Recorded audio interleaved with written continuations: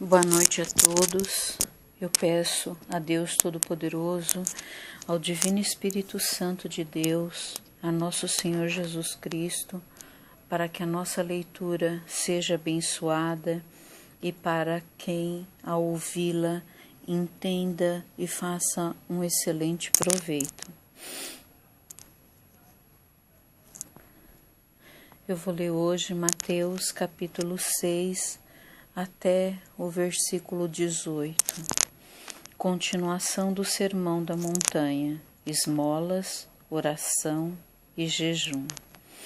Guardai-vos de fazer a vossa esmola diante dos homens, para serdes vistos por eles. Aliás, não tereis galardão junto de vosso Pai que está nos céus. Quando, pois, deres esmola, não faças tocar trombeta diante de ti, como fazem os hipócritas nas sinagogas e nas ruas, para serem glorificados pelos homens. Em verdade vos digo que já receberam seu galardão. Mas quando tu deres esmola, não saiba a tua mão esquerda o que faz a tua direita, para que a tua esmola seja dada ocultamente, e teu Pai, que vê em secreto, te recompensará publicamente. E quando orares, não seja como os hipócritas, pois se comprazem em orar em pé nas sinagogas e as esquinas das ruas, para serem vistos pelos homens. Em verdade vos digo que já receberam o seu galardão.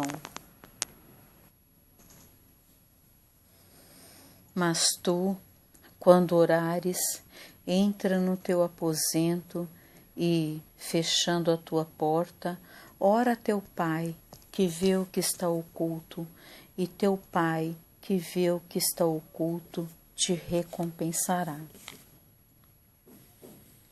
Eu vou até marcar isso aqui, porque tem pessoas que acham que orar é sair gritando e berrando para que todos ouçam. E aqui em Mateus, no versículo 6, capítulo 6, diz: Mas tu, quando orares, entra no teu aposento e, fechando a tua porta, ora a teu Pai, que vê o que está oculto, e teu Pai, que vê o que está oculto, te recompensará.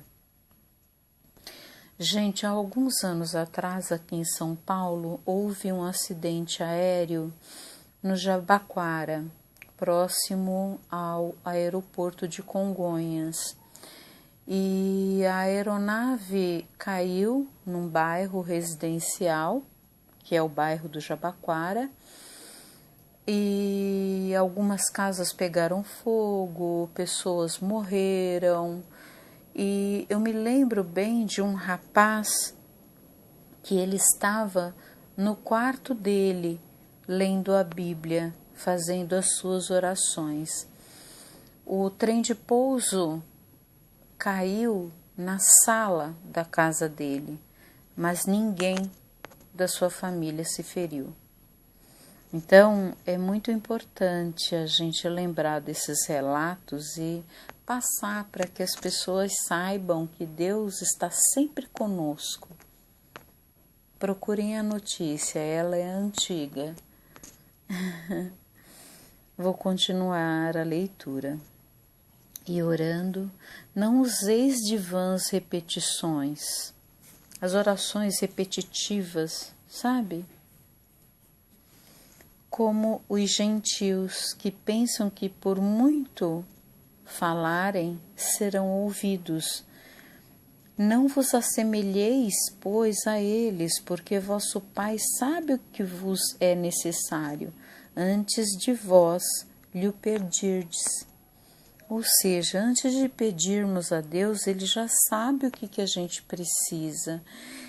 E muitas vezes a gente está numa aflição, num desespero, precisando de algo, e Deus lá em cima já sabe o que nós estamos precisando, e Ele vai preparando o caminho.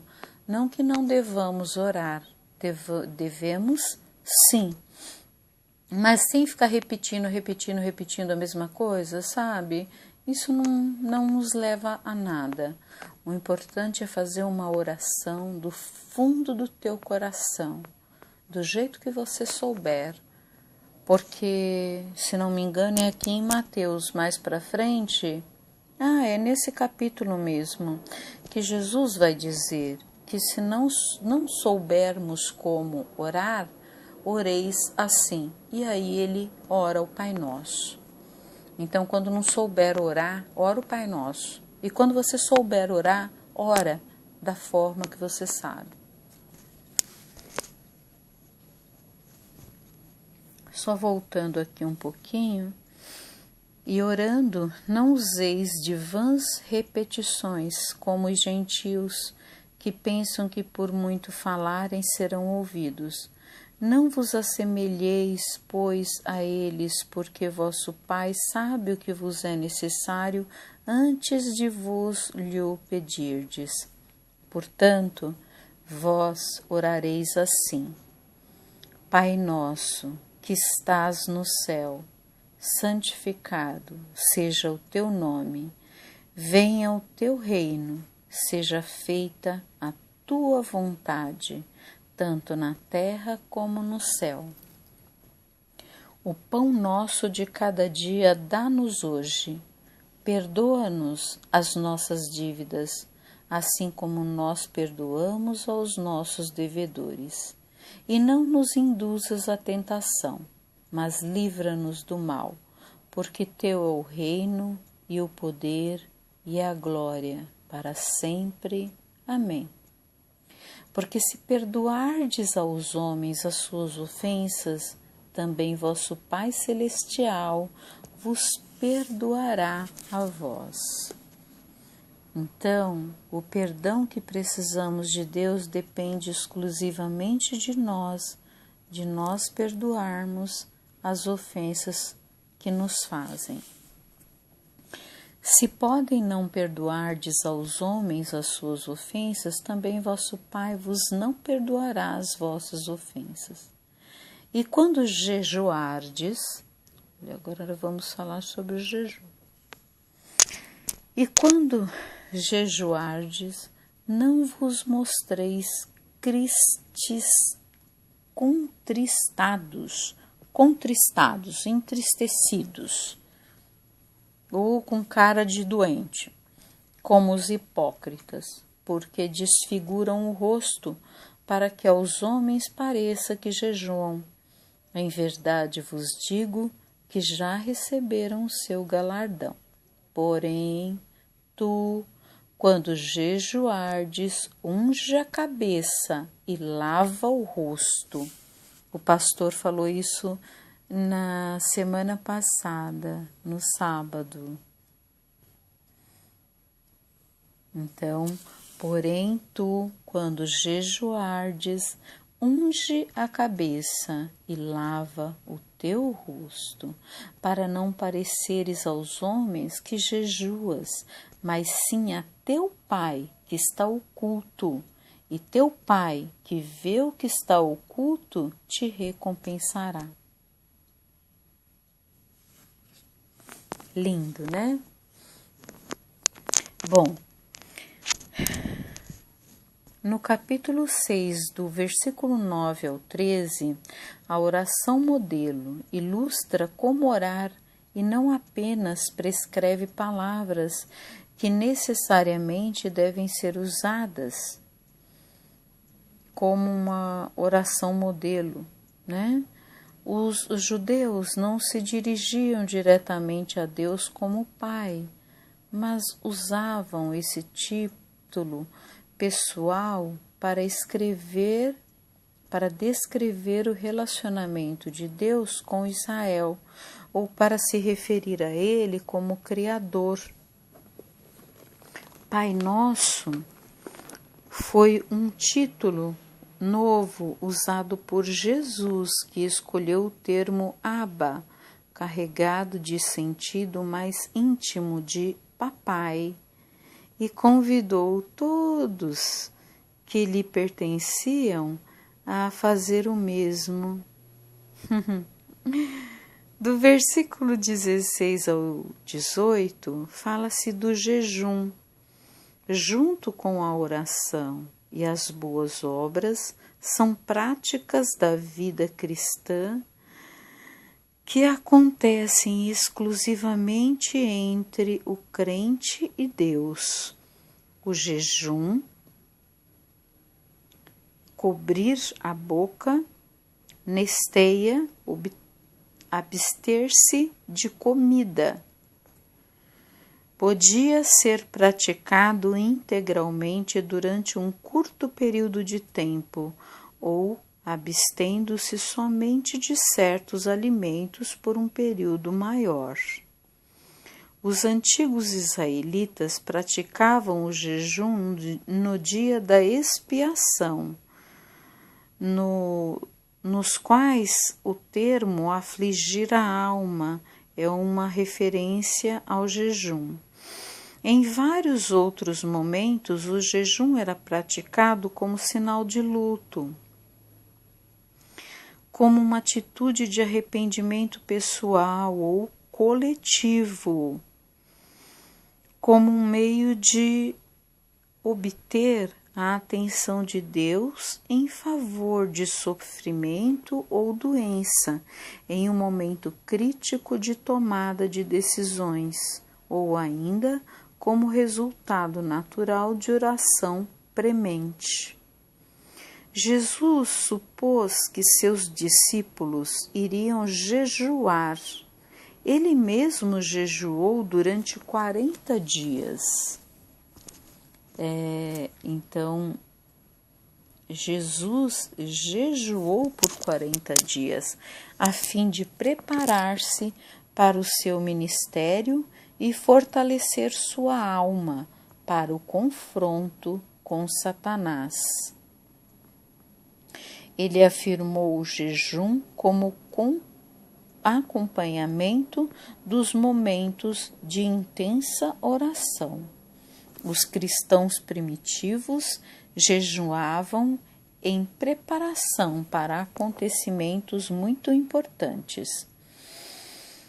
O propósito de um jejum espiritual é sempre o mesmo: aproximar o crente de Deus. Eu vou até grifar isso aqui porque é super importante. Das circunstâncias mais humildes, procura-se a Deus. Deus não é comovido pelo jejum em si, mas pelo fato de que os corações de seu povo se voltaram para a justiça. A Bíblia adverte repetidas vezes que o verdadeiro jejum não é meramente a abstenção de comida. Então, isso aqui, gente, é muito importante vocês saberem. A Bíblia adverte repetidas vezes que o verdadeiro jejum não é meramente a abstenção de comida. O jejum precisa estar acompanhado de arrependimento sincero e de boas obras. E nunca deve ser feito para impressionar aos outros, como mero ritual ou como fonte de orgulho espiritual. É uma batalha, o jejum é oração, é batalha espiritual. Se vocês lerem Esther também, vocês vão saber um pouco mais sobre o jejum. Então, queridos irmãos, hoje falamos um pouco sobre a oração modelo que Jesus nos deixou, né? sobre o jejum, sobre as esmolas. Não fazer disso como é que eu posso fazer, como é que eu posso dizer, uma aberração, sabe? Eu vou dar uma esmola para fulano, mas eu vou sair contando para todo mundo. Ou então eu vou dar na frente de todos para que todos vejam que eu estou dando uma esmola para alguém que está precisando. Então isso é importante, tá bom? Queridos irmãos, ficamos hoje por aqui. Que a paz de nosso Senhor Jesus Cristo esteja com todos vocês, que o amor de Cristo nos uniu. Glória a vós, Senhor.